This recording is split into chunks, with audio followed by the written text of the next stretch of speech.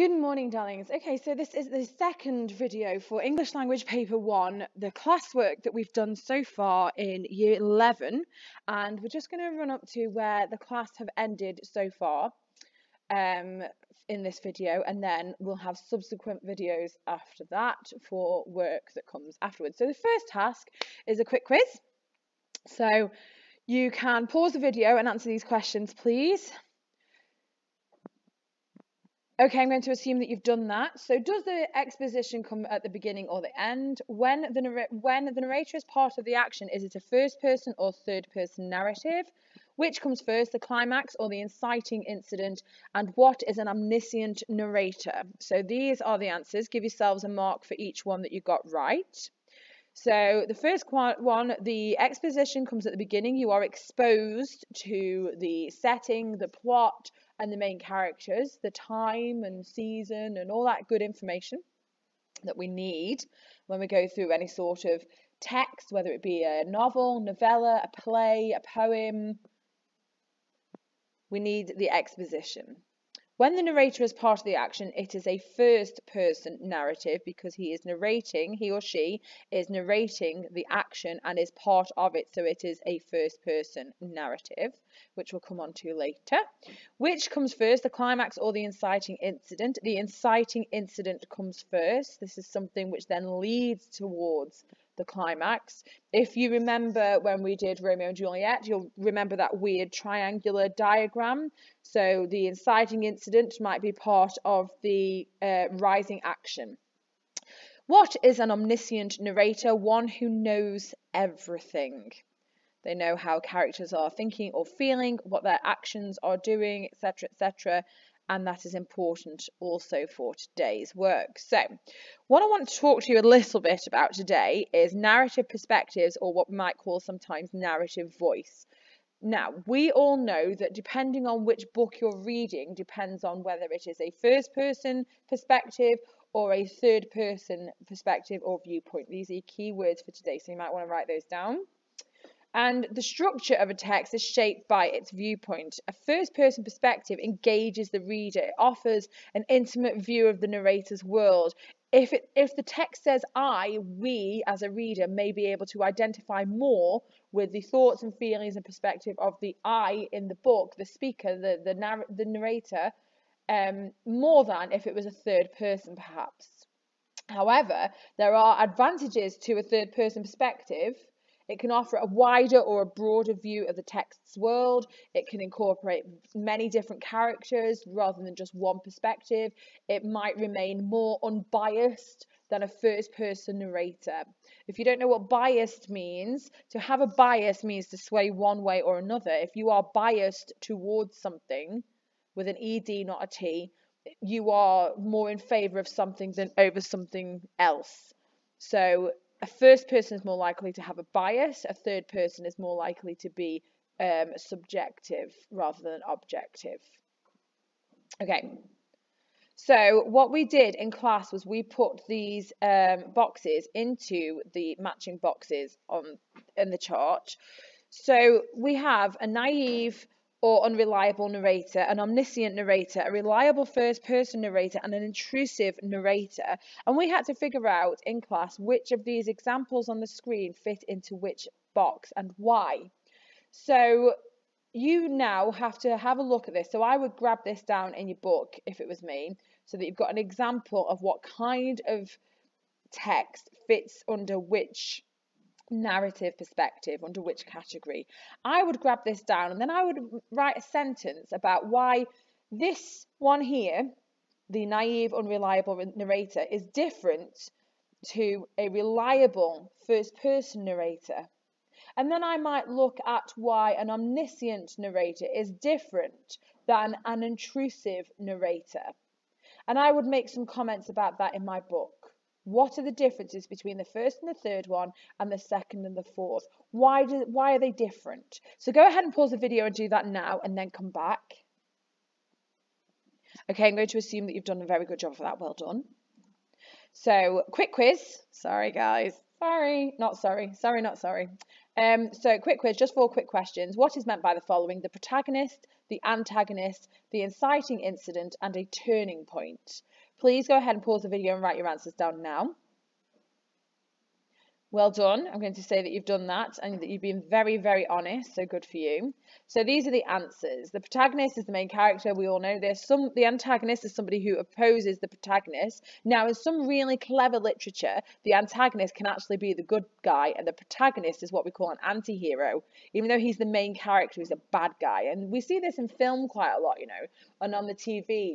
You lot are far, far too young for The Sopranos, but Anthony Soprano is an anti-hero and he's the main character. It doesn't mean that he's any good, it's just that we follow his story. So a protagonist might be the FBI agent who's trying to bring him down, and he's actually the good guy.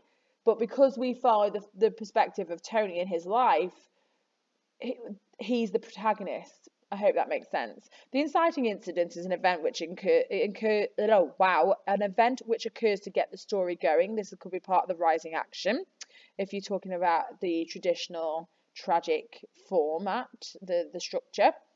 And a turning point is an event which changes the direction of the plot. This could also be called the climax. In that diagram of Aristotle's idea of tragedy. Okay, so describing action then.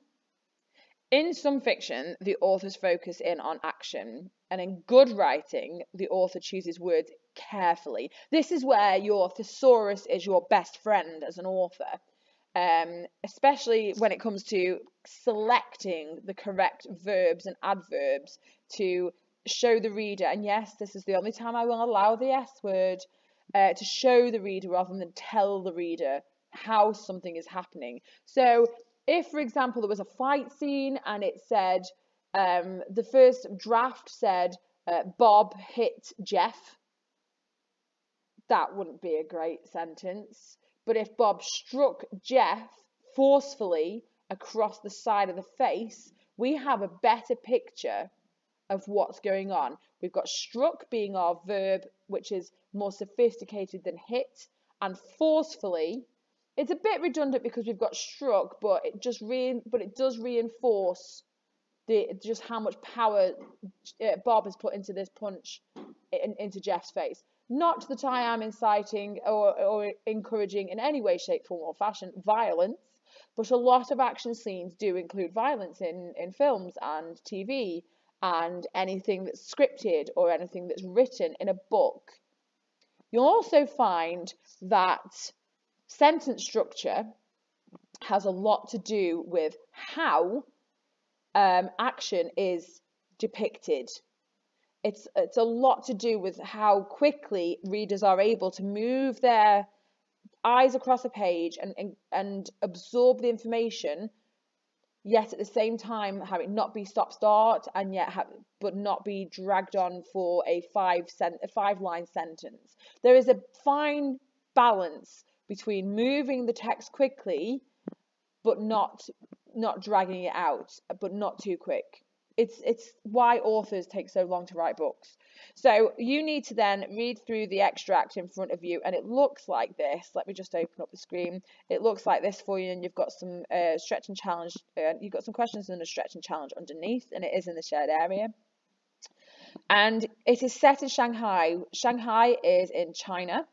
And a leather-jacketed Chinese youth has failed to persuade an English boy to come with him so that he can rob him. Because, you know, why would you go with somebody who's trying to rob you? It's a fair point. As a result, he's now impatiently trying to rob him in public. You need to, first of all, in that little passage there, just at the top, you need to identify the verbs and the adverbs which create meaning, and annotate your sheet saying what that meaning is. Now, to give you a bit of a help with this, I have some boxes here for you for the first paragraph only that you can take down and annotate your copy of this with. Then what you'll do is you will give it, so you've got your annotations for the first one here, so I would advise that you write very, very small and as close together as humanly possible to get everything in. And then what you need to do for the second one is you need to try and emulate the same level of detail but on your own. So go ahead and pause the video and do that now. And then when you've done that, you can then have a look at everything else on the sheet and try the questions. It is very important that we have a look at what we call exemplar answers, so that we can see what is good or bad about other students' work, to see where we can improve our own analytical writing. This is not just for your exam. This is for general skill building and being able to take this forward into your professional lives. Maybe you'll go to college and do it there, or sixth form, and you'll go to university and do it there as well, and that's fantastic. But you will also be required to do something similar to this in quite a lot of careers. So go ahead and finish the work on the sheet and then come back. Well done. I assume that you've done that and that you've maybe had a brew and a biscuit, because it's quite hard work, not gonna lie. Okay, let's move on. So now what we need to do is we need to look at Esme. Esme took the stairs slowly. She had no desire to meet one of Kitty's suitors. They all seemed the same to her, nervous men with overcombed hair. Now, I assume this to mean that they've combed it too much, not that they've got a bald patch that they're trying to cover up, but I could be wrong. But I'm fairly certain that it's combed too much, perhaps. I'm not sure. I'll leave you to think about that one and make up your own mind. Scrubbed hands and pressed shirts. They came and drank tea, and she and Kitty were expected to talk to them while their mother was sat like an umpire in a chair across from the room. What's an umpire? Where do we see umpires? We see umpires in cricket and tennis matches. They're like a referee. The whole thing, oh, that was posh. The whole thing made Esme want to burst into honesty, to say, let's forget about this charade or charade, depending on where you're from. Do you want to marry her or not? Now, suitors are men who want to marry a particular young woman, and charade or charade is literally a game or a pretense. And the World of Work tab says, understanding people's behaviour is a fundamental skill for life and work. This is why taking psychology is such a good idea, because quite a lot of psychology is incorporated into English, but we see psychology in action every single day, and the two subjects go hand in hand. So when you're thinking about A-level, it's a good idea.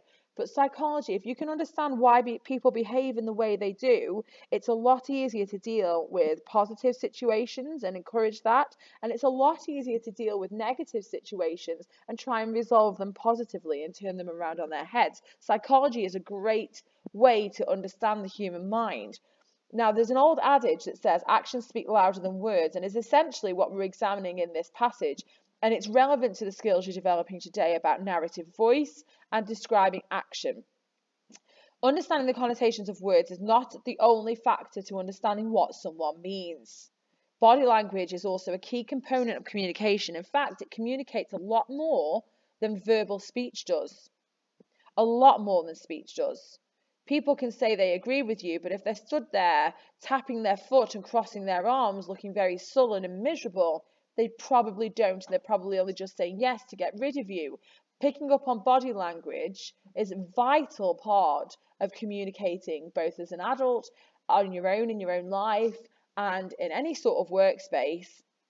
So if you develop these skills now, it will help you in your future. So what you need to do is, what we did in class was discuss how Esme's actions revealed her reluctance to meet the young man and what she was like as a character, so what she was like as a person, what sort of personality did she have, and how Equals methods has this been achieved by the writer. So in class we discussed this and then we took some notes down. So go ahead and do that now. Okay, well done. I'm going to assume that you've made some notes. So you should have in the shared area something similar to the same sheet as before. So you've got the extract, so you can make the notes on the extract. I should have said that before. I'm so sorry. And then we've got a student response that you have to think about where the student has done these things here. So where have they analysed the effect of a word choice? Where have they offered an alternative interpretation? Where have they focused on a word choice and analysed its effect? All these things, what you need to do is highlight or annotate this passage here, this answer, as though you were an examiner, So where have they done all these things that you know examiners look out for? Where are these things that they've done that you know makes a good piece of work? Now what you need to do is consider how the following verb choices reveal Esme's reluctance or her character or her personality. And you need to write your answers in a paragraph aiming to be as good, if not better, because I know some of you are more than capable of being better than this, as the one above. And that's that task. So you go ahead and do that. Pause the video and come back. Okay, I'm going to assume that you've done that, so well done. Right, we had a quick go at this for a quick quiz. Sorry guys, I know this is like the third one this video. Third, fourth, seventh, not sure, can't count. Maths is not my strong point, English is. So put the following into their plural form. So pizza, latch, mosquito, sheep, donkey, stadium, quality, church, woman and hypothesis. Please go ahead and pause the video and do these. Now, no cheating, no looking up in a dictionary, no looking up in the thesaurus. Don't ask Siri and don't ask Google either. Try and do these yourself. Pause the video and go ahead and do that. Okay, so there were one or two trick questions in here. So let's have a look. Pizzas, latches, mosquitoes, spelt in the same way with the OES that tomatoes and potatoes have, the same pattern. Sheep is sheep. Donkeys, stadia, because stadium comes from the Latin. Qualities, churches, women, please don't get this mixed up. One woman, two women.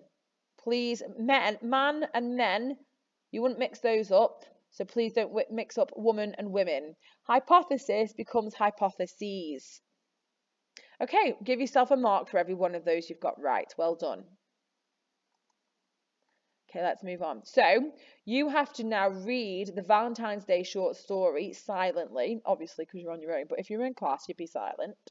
So what you need to do is read, this will also be in the shared area. And we need to just have a quick read. Now, I won't be really angry if you think it's rubbish writing because I wrote that.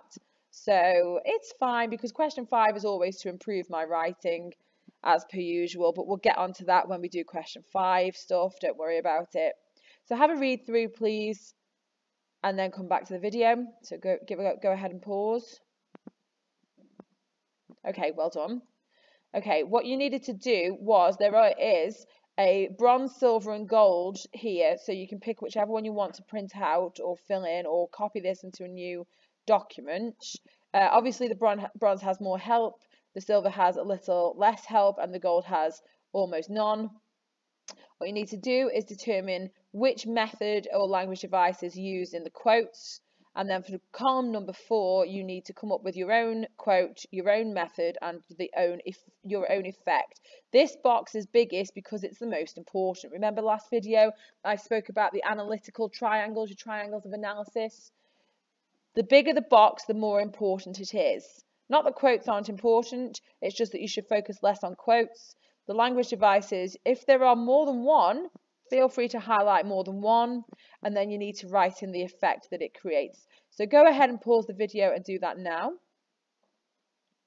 Well done.